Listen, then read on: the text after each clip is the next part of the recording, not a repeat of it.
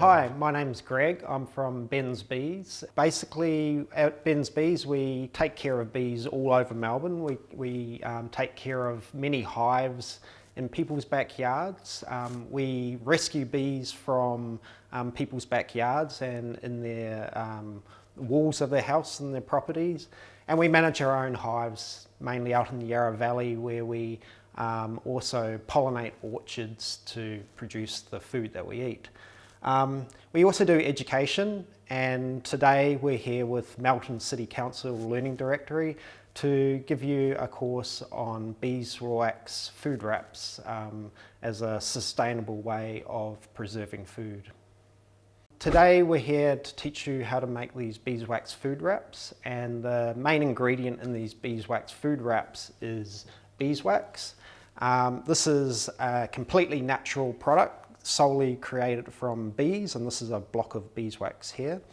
And what we have in this container here is some semi-molten beeswax. It's already been heated up this morning, but we need to melt that completely down to liquid wax.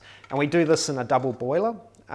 So one pot will have water in it, and then the wax sits on top of that. And we need to do that because we don't want to burn the wax. Beeswax is a very low melting point of just above 60 degrees, and if we place the pot of beeswax directly on an open heat source, it will burn the wax and actually give it a really bad smell. So we'll just heat this up. So while this wax is melting here, I'm going to talk to you a bit about bees and why we look after bees and why it's important that everyone recognises the importance of bees in the environment. So honeybees, European honeybees, are introduced into Australia, but around the world they're probably the most important animal on Earth. The reason being is that they do a really important role in the environment, and that's called pollination. So essentially bees transfer pollen from one flower to another, and that allows trees and plants to reproduce, to give seeds and produce other plants. They are also important, essential for producing a lot of the food that we eat. So fruits like apples and pears and seeds and things like almonds. Almonds are 100% reliant on honeybee pollination. So a third of our food is the product of bee pollination. And in the agricultural industry, 80% of agricultural crops are reliant on honeybees. So although in the current environment, backyard beekeeping is really, really popular, and a lot of people are learning how to keep and manage bees in their backyard, but still beekeeping is a vital importance for the agricultural industry around the world, including Australia. And honeybees are actually contributing billions of dollars into the livestock industry and are essential. And unfortunately, the honeybee population, like all other insect populations around the world, are struggling. And if the honeybees die out, it's predicted that our life on Earth is not going to be very pleasant, and we probably won't be able to last much longer if all the honeybees die out. And unfortunately, there are certain places around the world where half the honeybee populations are dying out every year, and that's a big concern. It should be a big concern for everyone, and we need to understand why that's occurring and put in measures to basically help our honeybee populations around the world. So there's a phenomenon that's occurring called colony collapse that's occurring around the world. Nobody knows why certain places half the populations die every year. It's believed that bees are stressed. That's one contributing factor. Another reason is the use of poisons and insecticides in our environment. We're spraying too many of these chemicals into the environment, which are building up in our ecosystems and making these insect populations, including the honeybees, very sick. And then there's the way that we perform agriculture currently. We create these vast fields, these monocultural agricultural systems where there's only one plant source for as far as your eye can see. And bees, like any other animal, including humans, require diversity in their diet. So they like different flowers, and that makes them healthy. So once you only give the bees only one flower to pollinate and only one food source to eat, then they become weaker and a bit sicker. And then there's pests and disease. Australia is currently the only place in the world where a very bad pest hasn't arrived. And this is called the Varroa destructor mite. And once it reaches a country, as seen in other countries where it's recently entered, a lot of the honeybee populations die due to this parasitic mite. So as part of good beekeeping processes in Australia, every beekeeper needs to inspect their hives to check that this Varroa mite hasn't entered the country, so that once it's detected, we can put in surveillance programs to hopefully eradicate it and keep it out of the country and keep Australia honeybees one of the healthiest honeybee populations in the world. So that's what beekeepers do. And what you can do if you want to look after our bees is basically plant flowers. Bees need flowers to survive. Flowers produce nectar, which they convert into honey, and everyone loves honey. And they also need pollen. So they need flowers throughout the year, and diversity in flowers gives them diversity in nectar sources and pollen and keeps them nice and healthy. So even if you don't want a bee hive in your backyard, you can still feed the bees and keep the local bee populations healthy. Now, another way that you can help bees is basically thinking sustainably. And this is what we're going to do today. And basically we're going to create food wraps to reduce our reliance on single-use plastics like Glad Wrap. So Glad Wrap, you typically wrap some food up to keep it nice and fresh. Once you unwrap the Glad Wrap again, it's generally just chucked straight into the bin and goes to landfill and takes hundreds, if not thousands of years to completely break down. And so this is essentially filling up landfill with these toxic plastic chemicals. So an alternative to single-use plastics is what we're going to create today, and these are Beeswax food wraps. They're very simple to make. Essentially it's cotton, and you can get this from a lot of fabric stores. This is pure cotton, and what we're going to do is embed beeswax in it. Now, beeswax is a food grade product. If you take honeycomb straight out of a beehive, so you've got the honey in the comb, you can eat that and you can consume both the honey and the honeycomb. They're both completely edible products. And if you do a Google search, you'll find different ways of creating these beeswax wraps, which I'll talk about today and demonstrate a couple of the ways that you can create them. And there's also different recipes. The simplest recipe is using pure beeswax, melting that into the cotton fabric.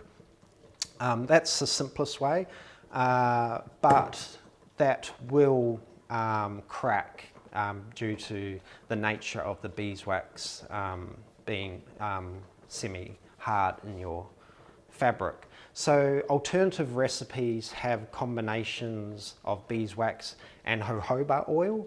The jojoba oil makes it a little bit more sticky and a bit more malleable, so the wax doesn't crack within the fabric and basically look unsightly. It's still no problem at all if the wax has a slight cracked appearance in the fabric.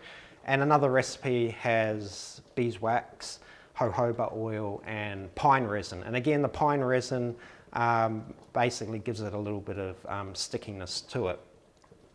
Now you can wrap basically any food source up in it.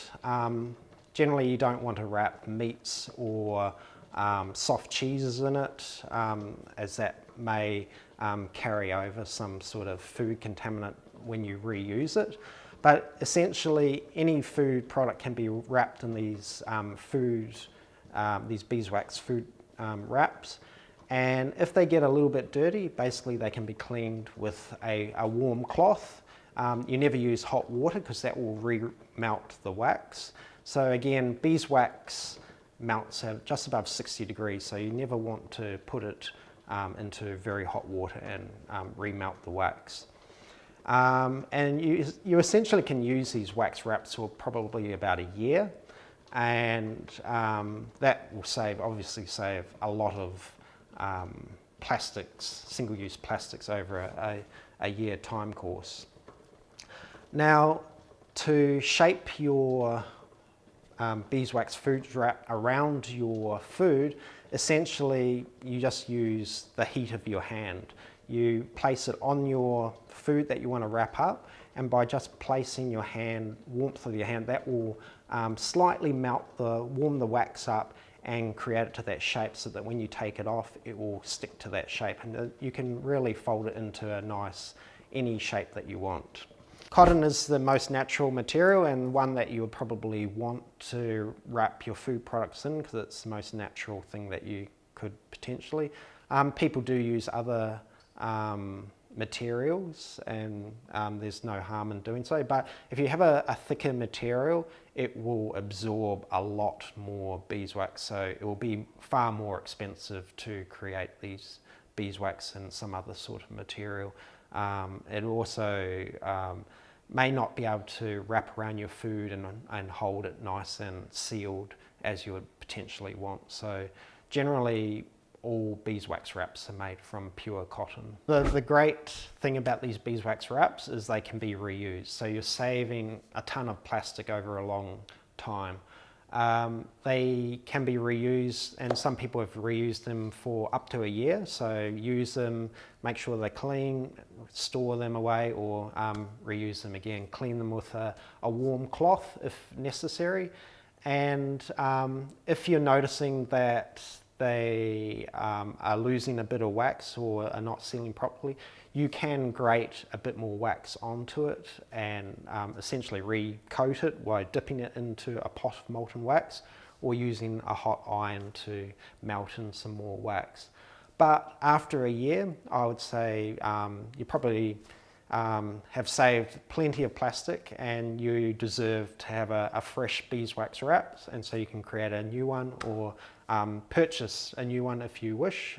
There's many people selling them at places like farmers markets. They're hugely popular, and they also make a really nice gift for someone, Christmas or birthday, whatnot. You can create your own gifts and give them to people. There are essentially three main ways of making beeswax food wraps, and I'm going to demonstrate a couple of them here. So if you want to use pure beeswax, essentially you would just get a block of beeswax, which you'll probably be able to buy from almost most large apiary producers, and you essentially grate that beeswax straight onto the cloth. We also sell at Ben's Bees these pre-made blocks, which are a combination of beeswax and jojoba oil. Now, like I said, there's different recipes you can use, and also the ratio of jojoba oil to beeswax can vary between recipes.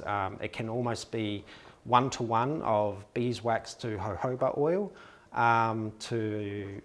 Some recipes have 4 parts beeswax to 1 part jojoba oil. And again, these blocks you'll just grate onto the fabric, and then you'll have to use some method of melting that into the fabric, which I'll show you. Now, another easy way to do it, what we have here is a combination of the beeswax and jojoba oil melted down into the pot, and in the double boiler. We'll just turn that off, and essentially you can just get your cotton cloth and dip it straight into the molten wax. So we'll do that now. Now, it's a double boiler, so the wax isn't essentially boiling. It's probably about 80 degrees, so it is hot. So you have to be mindful that the liquid in it is very hot, but it won't burn you. And essentially what you'll do is dip the cloth in until it is completely all covered, right up to your fingers, and that's when you'll feel the heat of the wax, and then you'll let it drip off. So you essentially find another corner and let the excess drip back into the pot. Now it will start solidifying pretty quickly, so we'll just straighten it out. And that's about as much that will drip off, and then just lay it down, probably on some greaseproof paper. That is probably the easiest way to make beeswax wraps. The only problem with this method is you need a container that has a large volume in it. So if you create a volume like this, you'll be able to make many, many beeswax wraps. The only other issue with this method is that it generally doesn't evenly cover it with the wax and jojoba oil. You can see there's certain places where it's a bit thicker than other places. And there's two ways you can go about rectifying this. And the first way is to use an iron, a hot iron. So essentially you would get a lot of greaseproof paper, and I should mention all of these methods and any method creating beeswax wrap, any instrument or pot that you're going to use, you generally won't be able to use it ever again for its original purpose. Wax goes everywhere. You can see wax is already on my fingers, so you want to make sure your bench is completely covered to protect it against the wax. Make sure that you're not wearing your best clothes when you're making the beeswax wraps, because it does splash.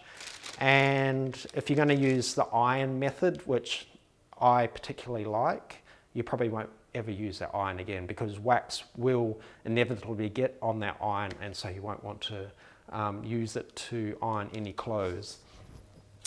So I don't have an iron here today, but essentially you will have layers of greaseproof paper underneath, then your beeswax cotton wrap here, and then greaseproof paper on the top, and then with a hot iron you'll be able to melt that wax between the papers and push out the excess to the sides, and then it will be evenly distributed and look really great. And essentially you can use the iron in the first place without having this large pot. What you would do, just using an iron, and again this is the way that I prefer, and an easy way to do it if you're only making a few, is that you get your cut cotton, and yeah, cotton is the best because it's a natural product. Then you'll get either your pure beeswax block or your pre-made beeswax jojoba block, and you'll grate it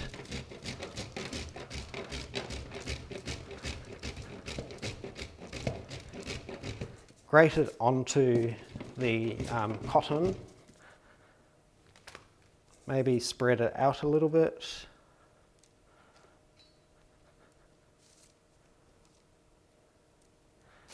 cover it with the greaseproof paper, and then with your hot iron melt that into the cotton.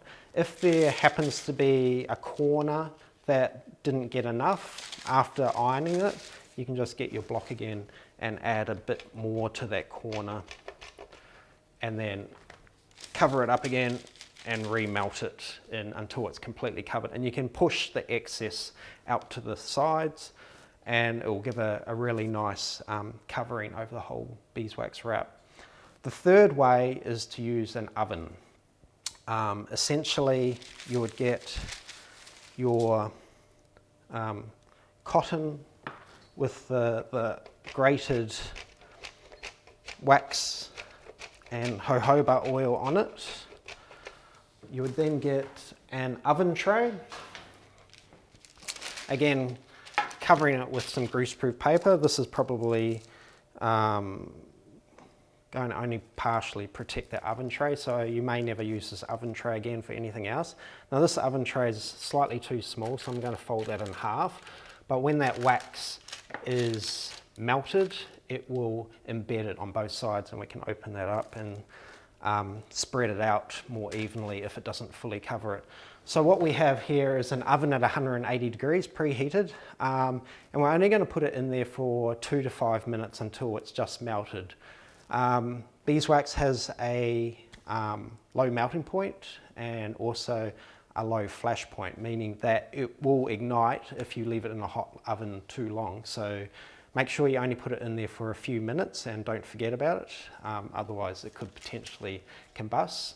So we're just going to put this in the oven and see how much of that wax that I've put in here will embed it.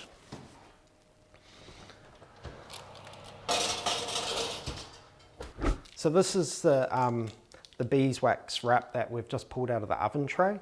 You can see that the wax is melted on, but it's a bit splodgy. It's not covering the complete surface. So what we're going to do is melt a bit more on, particularly around the edges, which it didn't receive any.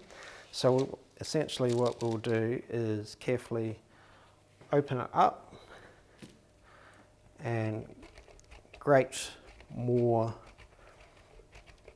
just around the edges to cover that up.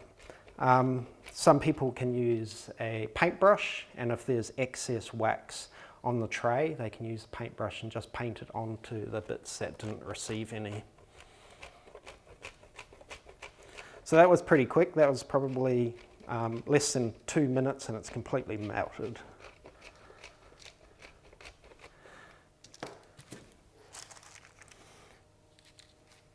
What I'm actually going to do is also flip it over.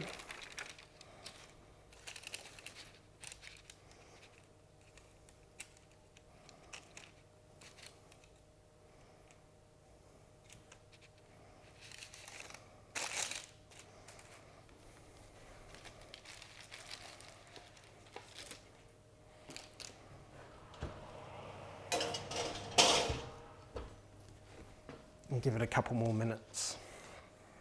So again, this is the second time out, and there's still a spot over here and a spot over in that corner that haven't got enough wax on it.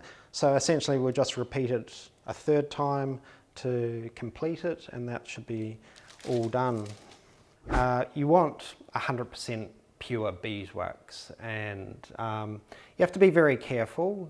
You have to buy it from a reputable apiarist, because unfortunately there's a lot of imported beeswax from overseas, and they're actually a combination of paraffin. And paraffin is a petrochemical, something that you probably don't want to introduce into food products. One way to tell that if it's pure beeswax is to just smell it. Beeswax has a beautiful smell, something that attracts a lot of people to buying things like beeswax candles, but also to create these beeswax food wraps. Now, to create a block of beeswax like this takes a bit of effort. So beeswax is actually created from the abdomens of the young bees in the colony. When they're young, they'll secrete out a waxy liquid from their abdomen, and as soon as it touches the air, it will solidify into a flake of wax.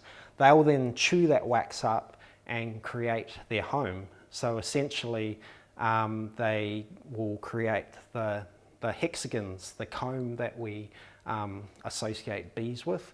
And within those hexagon cells, the queen will either lay an egg and produce more members of the colony. The workers can store nectar and transform that into honey. And they can also store pollen, which is the other protein food source that is essential for the bees. Now, when beekeepers come and harvest some of that honey, what the bees have done is they've sealed every one of these hexagons with a layer of wax. And so to extract that wax, we have to cut, to extract that honey, we have to cut that lid of wax off. And wax is essentially a byproduct of honey extraction. But we don't want to waste it. Beeswax, this beautiful natural product, is essentially, it's really important. It's a valuable resource that we recover from honey extractions.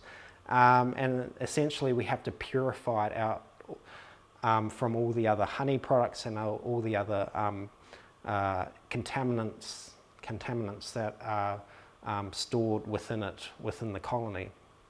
So the way that we purify this wax is essentially melting it down, melting all the products of the recovered wax and honey combination, melt it all down, and then let it solidify, and the wax will form a purified layer, and all the other contaminants, the honey and the other products from the hive, will separate into another layer. And we repeat that several times. We pass it through some filters to remove the really large contaminants that we don't want to be present in the wax. And after several passes and several renderings down, we can produce these solid blocks of pure beeswax. So this is the third attempt of covering the whole wax wrap layer with some molten wax. The reason I did it in 3 steps is that essentially I'm not saturating any part of this wax wrap with too much wax, so it should look pretty nice. Remembering it's going to be very hot. I'm just going to separate it out, because again the wax will start solidifying pretty quickly at air temperature. And separate it out and lay it onto some greaseproof paper, and within 20 seconds that will be completely solidified and will be hard. It's very cool now, and you can see it's starting to stiffen up. It can cool down a lot more and will become a lot more firmer. It's still got a little bit of residual heat, but essentially what I'm going to demonstrate, or I can actually use this one here which we created earlier, which is completely cool, is how the warmth from your hand can shape these to any food product you want to preserve and keep fresh. So this could be say a sandwich that you want to take to work. Normally a lot of people would wrap this in Glad wrap, single-use plastic. So again, you can create your beeswax food wraps, and with your sandwich, wrap it up as neat as you want, and by just keeping your hand on it for a few seconds and covering it, you essentially soften up the wax, and as soon as you remove the hand, it will start cooling down, and this beeswax food wrap will stay to the shape that you've molded it into. You can see here it's all nicely shaped to that rectangle, and we'll keep that nice and fresh until you eat your food and unwrap it later in the day. Creating these beeswax food wraps is a great way to get kids involved, understanding how we can reduce plastic waste and increase sustainability use within our society, having a connection with nature. These are products that are essentially produced by nature, the cotton and the wax from the bees. And so kids really love to make these beeswax wraps. A lot of schools are getting involved and getting kids to do it, obviously with parental supervision. And like I said, once you got some really nice fabrics, and you can find fabrics that have lots of different bee patterns in them, you can create these really lovely food wraps and create really nice gifts for people. Thanks for watching. I hope you learnt something today. If you need any more information, you can check out Ben's Bees. His website has a lot more information about how to create beeswax wraps and other products related to apiary and the beehive. Also thanks for Melton City Council Learning Directory for the space, and if you're interested in any other videos, check out their website.